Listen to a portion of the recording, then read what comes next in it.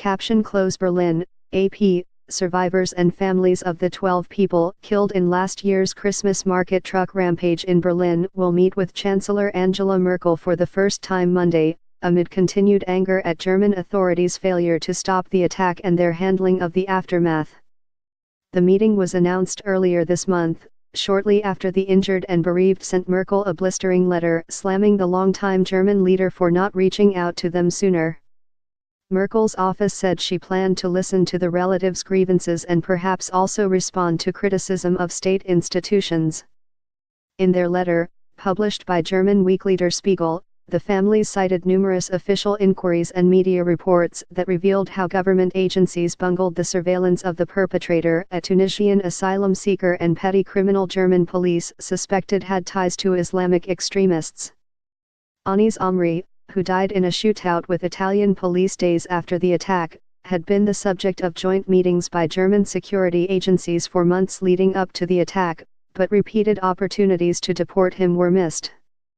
Berlin police only kept watch on him during office hours on weekdays, even though he was known to deal drugs and nighttime surveillance could have revealed sufficient criminal activity to detain him at length.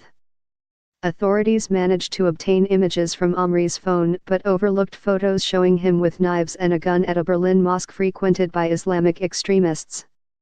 Foreign intelligence agencies and German police informants warned security services that Amri, who used a dozen different identities, was planning an attack.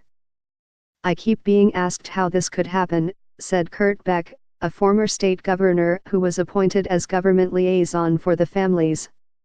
Presenting a report on his work last week, Beck urged the German government to increase payments for victims of attacks and improve the way authorities deal with the bereaved, after some relatives were left wandering Berlin for days unaware that their loved ones had been killed.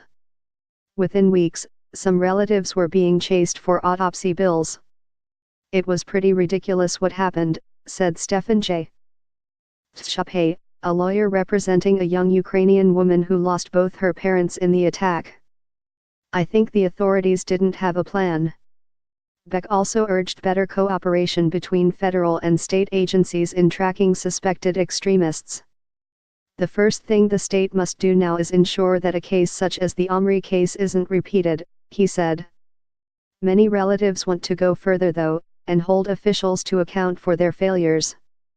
"What most important for us is that we get certainty about who was responsible for this terror attack being possible in the first place," Astrid Passon, whose father, Klaus Jacob, was killed in the attack, told public broadcaster ARD.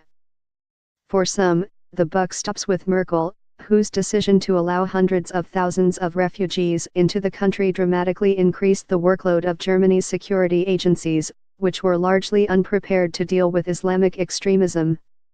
"I want to tell Mrs.